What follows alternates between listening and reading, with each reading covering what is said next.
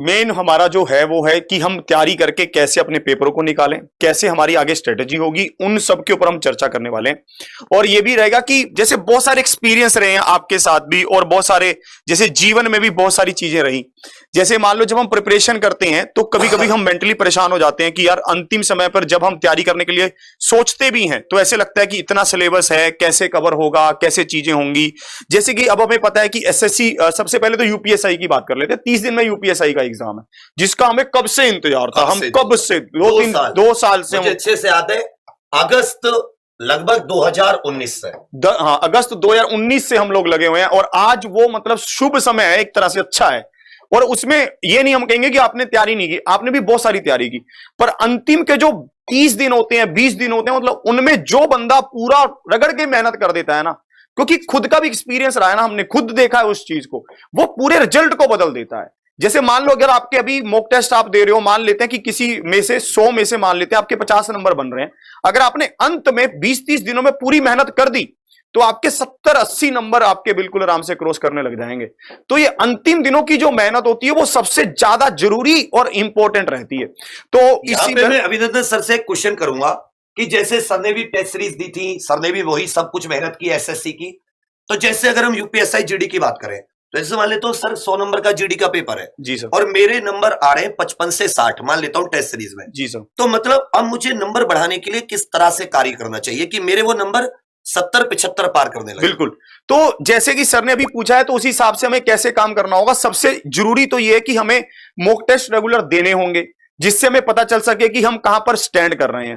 फिर उसके बाद हमें उस मॉक टेस्ट को एनालिसिस करना होगा कि मेरी कमी कहां पर रह रही है। मान लो कि भाई मेरी मैथ्स में कमी रह रही है, हिंदी में कमी रह रही है, रीजनिंग में कमी रह रही है, फिर उस सब्जेक्ट में भी उस टॉपिक को पकड़ के हमें उनको पूरी अच्छी तरह से रिवाइज करके फिर उस पर पकड़ बन जाएगी। तो अंतिम समय के ऊपर एक बहुत महत्वपूर्ण बात नोट कीजिए जो सर ने कही है कि अब उसमें ऐसा तो नहीं है कि तुम्हारे जो नंबर कटे हैं वो गलत करने की वजह से कटे हैं। बिल्कुल, वो कौन से टॉपिक गलत हुए। आजकल की जो टेस्ट सीरीज है वो ऐसे बता देती है कि भाई तुझे जैसे मेंसुरेशन तेरे खराब है, मतलब ये जो वॉल्यूम जो निकालते, एरिया वॉल्यूम जो निकालते हैं वो बता देगा भाई तेरा एलजेब्रा खराब है। तो आराम से एलजेब्रा 3 से 4 घंटे 5 घंटे दोनों से। अब जैसे मान लेता हूं आपके मैथ के 5 टॉपिक कमजोर थे, है सर? बिल्कुल सर। 5 टॉपिक से 2-2 सवाल आए, 10 सवाल, 10 दूनी 20 नंबर तो तुम्हारे गलती यही हो गए। अगर तुम अब 10 दिन में वो 5 टॉपिक ठीक कर लेते हो, तो मैं कह रहा हूं एक टॉपिक भी 1 दिन में 2 दिन में ठीक कर लिया तो नंबर बढ़ने लगे, तो क्या होगा? फिर टेस्ट दोगे, फिर ये 10 क्वेश्चन आराम से करोगे, वही जो तुम्हारे 55 आ रहे थे वही 75 हो जाएंगे। बिल्कुल, ये सबसे अच्छा तरीका है जी। तो सबसे अभी हमें लास्ट में एक तो यही होता है कि हम जो मिक्स क्वेश्चंस के सेशंस हैं उनको तो बिल्कुल आराम से बिल्कुल समझ कर लें कि कैसे, जैसे भी आगे आपकी और भी मैराथन्स भी आएंगी, अभी भी आपका टाइम टेबल पूरा अनाउंसमेंट होगा, फिर उसमें भी जो टॉपिक भी आपको करवाए हुए हैं उनको भी आप जैसे फास्ट रिवाइज करने के लिए उन टॉपिक्स को भी अटेम्प्ट करें। उससे क्या होगा कि उन सब चीजों को, जैसे आपका कोई चीज कमी रह गई है, जब मान लो किसी टॉपिक को आपने किया हुआ था पर उसके कोई कंसेप्ट मिस था, अब आप फास्ट रिवीजन में वो कंसेप्ट भी आपका जल्दी से कवर हो जाएगा। सर जैसे आपने भी यूपीएसआई की तैयारी की, आपने पेपर भी निकाला, तो आपका ओवरऑल अगर आप इन स्टूडेंट्स की जगह पर होते तो आपकी सोच क्या रहती कि 30 दिन में मैं कैसे टारगेट करूं, कैसे चीजों को समझूं, कैसे उसको मतलब ले चलूं अपने लक्ष्य की ओर। सर अगर मैं जैसे ये बिल्कुल समय पता कैसा, जैसे हमारी तैयारी थी, बिल्कुल हमारे जो एग्जाम का नोटिफिकेशन आया था यूपीएसआई 2016, एक बार आप ये बताओ कि आप कौन कौन से एग्जाम वाले हो। जैसे कहते हो ना कि कौन कौन से एग्जाम वाले हो आप लोग, फिर हम आपको बहुत बढ़िया चीजें बताएंगे। दूसरी बात, आप एप्लीकेशन की वजह से परेशान मत होइए, हर एक क्लास कंप्लीट होगी, अच्छे से कंप्लीट होगी, अभी भी कराते यार। बस ये है कि अब ये है कि आप कोई उसको पेड करके, मतलब पेड़ बदनामी चला के उसको कितना ही कर दो, नहीं, ट्रोल कर दो, उसमें कोई मतलब नहीं है, दिल की बात है। चीजें आपके सामने ही होंगी, सब चीजें बिल्कुल स्मूथ चलेंगी, कोई आपको ऐसे घबराने वाली बात है नहीं। जब हम कह रहे हैं कि सब चीजें सेट हैं तो सेट हैं, फिर दिक्कत ही क्या है?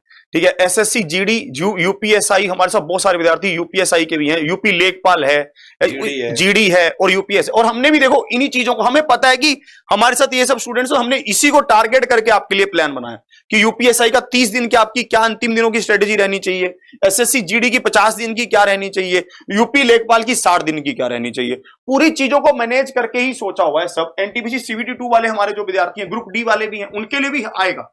अभी थोड़े समय में उनके लिए भी कुछ ना कुछ हम अनाउंसमेंट बिल्कुल करने वाले हैं, घबराइए मत किसी भी बात को लेकर आप। चलिए, एक सबसे बड़ी मेन और इंपॉर्टेंट बात मैं आप लोगों को छोटी सी बताऊं। एसआई, पहले एसआई की, जीडी की अभी बताई थी, अब एसआई की सुनिए मेरी बात। जीडी और एसआई का फिर बहुत बढ़िया आपको टाइम टेबल देंगे, एकदम ब्रह्मास्त्र जिसको बोलते हैं। क्या हुआ कि यूपी 2016 में आया, फिर 2017 में उसका सर जुलाई में पेपर हुआ, वो पेपर लीक हो गया, वो कैंसिल हो गया। तो जुलाई के बाद में जो तैयारी थी, जुलाई तक थी, तैयारी छोड़ चुके थे। अचानक से नोटिफिकेशन आया कि पेपर दिसंबर में, और जुलाई के बाद में ना अगस्त ना सितंबर कोई तैयारी नहीं, ना अक्टूबर भी तैयारी नहीं। तो नवंबर के समय में पता चला कि जो पेपर है वो 13 दिसंबर का है या दिसंबर में। बिल्कुल, मतलब अंतिम तो 30 दिन ही मिले, 30 दिन मिले। अब साथ ही एक बात याद रखिएगा, कुछ ऐसे टॉपिक होते हैं हर एक सब्जेक्ट में जो आपके सबसे मजबूत होते हैं। हर एक सब्जेक्ट में, मैथ हो, रीजनिंग हो, हिंदी हो, भाई ये तो जीडी और लेखपाल दो, उसमें लेखपाल और एसआई तीनों में कुछ ऐसे टॉपिक होते हैं जो मजबूत होते हैं। उसे हम कहते हैं अपनी 60% तैयारी, मेरे अनुसार। बिल्कुल, कि 60-40 का रेशियो, 60% मेरी तैयारी बहुत बढ़िया है, जो मेरे मजबूत है, मजबूत। उसे बस मैं हल्का सा रिवाइज ना भी करूंगा ना, उसमें गलत करके नहीं आऊंगा। ऐसा कुछ होता है जब आप इतने सालों की तैयारी करते हो। आपकी भी एक तैयारी होगी ना कि सर इससे कोई क्वेश्चन आ जाए, मेरे से गलत नहीं होगा, मेरे से गलत, ये वाला तो मुझे जैसे ऐसा हर सब्जेक्ट में होता है।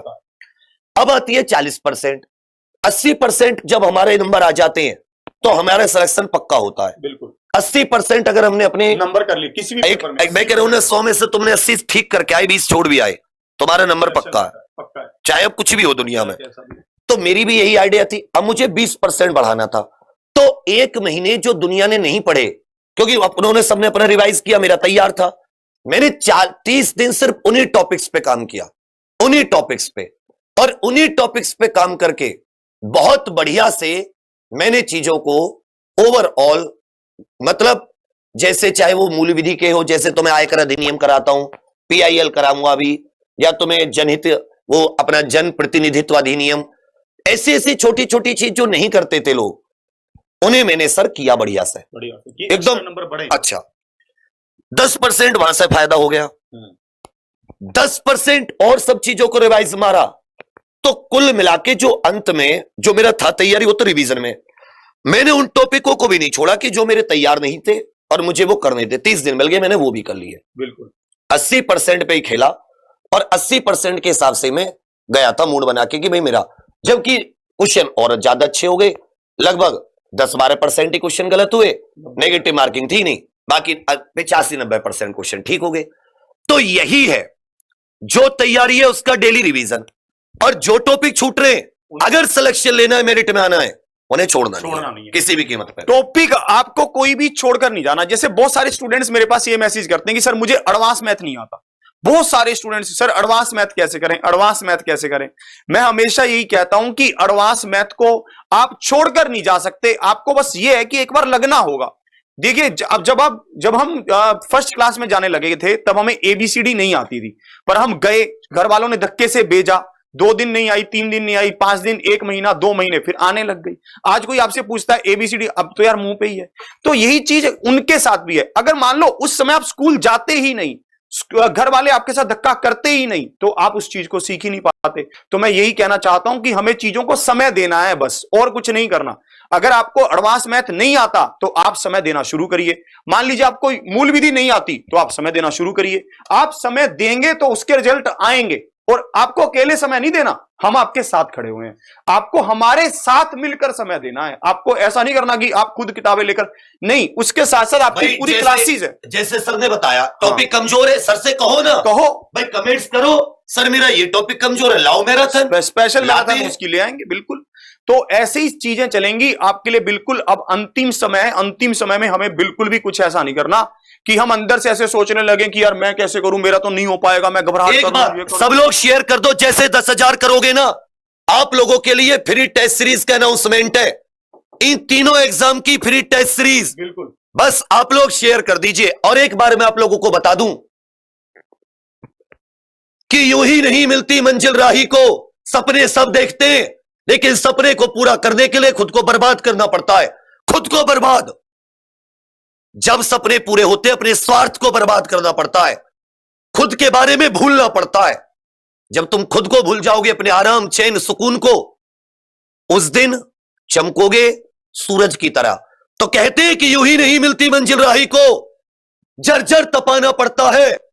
किसी ने पूछा चिड़िया से कि सुंदर घोंसला कैसे बना, तो बोली उड़ना पड़ता है बार बार, हर बार तिनका तिनका उठाना पड़ता है, तिनका तिनका।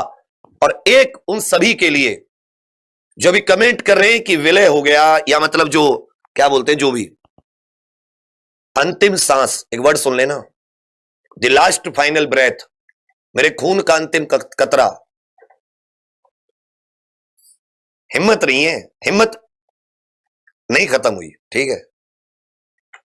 हिम्मत तो कहते हैं हिम्मत मर्दा मदद खुदा, जिंदाबाद। बाकी आप सभी लोगों के लिए पूरी क्लासेस सुन लीजिए। एसएससी जीडी सुबह 6 से 8 करंट अफेयर, 8 बजे अभिनंदन सर की सुपर 30। एसएससी का पूरा एक्सपीरियंस खूब पढ़ाया हुआ, खुद निकाले हुए, और ग्रुप डी और एनटीपीसी में सबसे ज्यादा जलवा यूट्यूब पर। अगर कोई कमेंट उठा के देख ले उन क्लासेस के एनालिसिस का तो उसे पता चल जाएगा। एनटीपीसी वही टीसीएस कराती है, नंबर 1 रहा एग्जामपुर, नंबर 1, ये सब आपको पता है। अभिनंदन सर 9 बजे से प्रीति मैम धुआंधार तरीके से इस समय छाई हुई है एकदम, बिल्कुल। उसके बाद में 10 बजे सोनम मैम, तुम्हें ज्योग्राफी पॉलिटी हिस्ट्री नहीं करनी, तुम्हें स्टैटिक जीके में ही सब कुछ करना है, तुम्हें स्टैटिक जीके में ही सब कुछ करना है। 10 से 12 स्टैटिक जीके की सोनम मैम की क्लास, और वो टॉपिक वाइज, जैसे किसी दिन वो उन्होंने आपको आर्टिकल कराएंगी, किसी दिन वो झरने, किसी दिन नृत्य, किसी दिन खेल, किसी दिन देश और राजधानी, सोनम मैम। और ना मतलब करके दिखाया है हर पेपर में, स्टैटिक जीके में शानदार जिसे बोलते हैं। तो एक शिफ्ट सुबह 6 से 12, 6 घंटे पढ़ो, जो पढ़ा है उसी को 10 बार रिवीजन करो। इस फॉर्मूले को अपना लो एसएससी जीडी वालों। 100 क्लास 10 क्लास मत देखो, सुबह 6 बजे करंट से लेकर दोपहर 12 बजे, यह पूरा सिस्टम 80 नंबर कहीं नहीं गए। चैलेंज दे के कह रहा हूं, आ जाना मेरे पास। और हम तो वो है जो क्वेश्चन को पीडीएफ से स्क्रीनशॉट लगा देते कि ये क्वेश्चन आया था। चलिए, फिर एक शिफ्ट होगी शाम की, एक शिफ्ट होगी शाम 4 बजे से, एक स्पेशल मैराथन भी होगी बीच में 12 से 3। अब एक स्पेशल क्लास आपकी शुरू होगी साथी, जिसमें 4 से 6 शाम वाले लोगों के लिए विनीत सर, 6 बजे गणित, 7 बजे टॉपिक वाइज हिंदी, 8 बजे मेरी हिंदी, 9 बजे शाम वाले बच्चों के लिए फिर से सर। जो लोग 7 बजे हिंदी नहीं पढ़ना चाहते, वो 8 बजे पढ़ना चाहते हैं, उनके लिए रीजनिंग की क्लास संदीप सर की, संदीप सर की शानदार, बढ़िया। एक बार पढ़ना उनसे, जो टॉपिक तुम्हारे कमजोर हैं, अगर उन्हें अच्छा ना करा दे आके बता देना। फिर रात को 10 बजे संजीत सर की विशेष। ये तो हो जाता है अपना जीडी का। यूपीएसआई सुनिए, 8 से 10 दीपक सर धुआंधार रीजनिंग, 6 से 7 भी मैथ्स की बोल दी। हाँ जी। फिर क्या हो जाएगा, 10 से 12 नवीन सर की पॉलिटी। आप अपने टॉपिक बताना किसी भी सब्जेक्ट के, वो उस टॉपिक की स्पेशल मैराथन। जैसे अभी 12 बजे वो मौलिक अधिकार की, आप जितने भी स्टूडेंट्स हैं, जीडी एसआई कुछ भी, मौलिक अधिकार सबके पेपर में आते हैं। आप लोग मौलिक अधिकार एक बार शेयर कर दीजिएगा, 10,000 के करीब है। अभी टेस्ट सीरीज अनाउंस करूंगा, सबको 10-10 और ऑल इंडिया लेवल की बढ़िया टेस्ट सीरीज एकदम फ्री, बिना किसी पैसे। और ये हम करते हैं, ऐसा नहीं पहली बार कर रहे हैं, 1000 बार ऐसा किया है। हम ही थे जिन्होंने 20,000 किताबें फ्री दे दी थी, बिल्कुल माहौल ही बदल दिया था। तो कहने का अर्थ क्या है कि फिर 10 से 12 उनकी होगी पॉलिटी। 12 बजे मोहित सर की मैथ, टॉपिक वाइज चुनिंदा प्रश्न करा रहे हैं। पकड़ नहीं है उनके कंटेंट की, काट नहीं है। यूपीएसआई में खुद सिलेक्शन लिया है और पूरी हमें भी गाइड करते हैं, सर इस सब्जेक्ट में ये कर दो। रात 12 बजे के करीब वो अपनी क्लास छोड़ के मेरे पास आए, बोले सर इस क्लास में ये चीज और ऐड कर दो, इस क्लास में ये और ऐड कर दो। तो हम लोग 10-12 नंबर बच्चों के और बढ़ा देंगे। मतलब बोले हमारा है सबसे बेस्ट, बस ये 2-3 चीज और ऐड कर दो, मजा आ जाएगा। कोई नहीं जो इस तरीके से चारों सब्जेक्ट्स को फॉलो कर रहा हो, बिल्कुल। फिर मेरी आ जाएगी 5 से 7। अब इसमें जो 12 से 2, 2 से 4 है अर्थशास्त्र इकोनॉमिक्स। 4 से मेरी आ जाएगी, 4 से नहीं 5 से 7 मूल विधि, जो 6 बजे होती थी यूपीएसआई की, इसको लिख दी, वो 5 से 7 हो जाएगी। 5 से 7। फिर आ जाते हैं 7 बजे रीजनिंग। जो लोग शाम को रीजनिंग पढ़ना चाहते हैं वो शाम को रीजनिंग पढ़ लो। सुबह 8 से 10 तो है ही, शाम को संदीप सर कराएंगे। 8 बजे हिंदी, 9 बजे 8 से 10। अब हिंदी के 15 दिन 15 ब्रह्मास्त्र चलेंगे, 2-2 घंटे वाले। पूरा एक एक इसमें टॉपिक आपको निश्चित होगा, पढ़ के आना, पूरा खत्म एक बार में। चलिए, ये ब्रह्मास्त्र चलेंगे आपके सामने। और फिर 10 बजे से आपका पूरा मॉडल पेपर यूपीएसआई का हो गया, जीडी का हो गया, लेखपाल का सुन लीजिए। लेखपाल का सुबह 8 से 10। कल कुछ आज 2 से 2 बजे लेखपाल की क्लास है। आज तुम उस क्लास को लेके देखना दोपहर 2 बजे से, फिर आके मुझे बताना भैया कैसी क्लास थी। तुम खुश ना हो जाओ, असली कंटेंट, ठीक है। तो 8 से 10 तुम्हारी लेखपाल की हो जाएगी सुबह, जिसमें ग्रामीण विकास, कृषि और पशुपालन। 10 से 12 वही स्ट्रेटेजी के सोनम मैम की एक साथ लेनी है, जीडी लेखपाल सभी बच्चों को। 4 से 6 बजे शाम को जीके जीएस अपनी विनीत सर की लेनी है।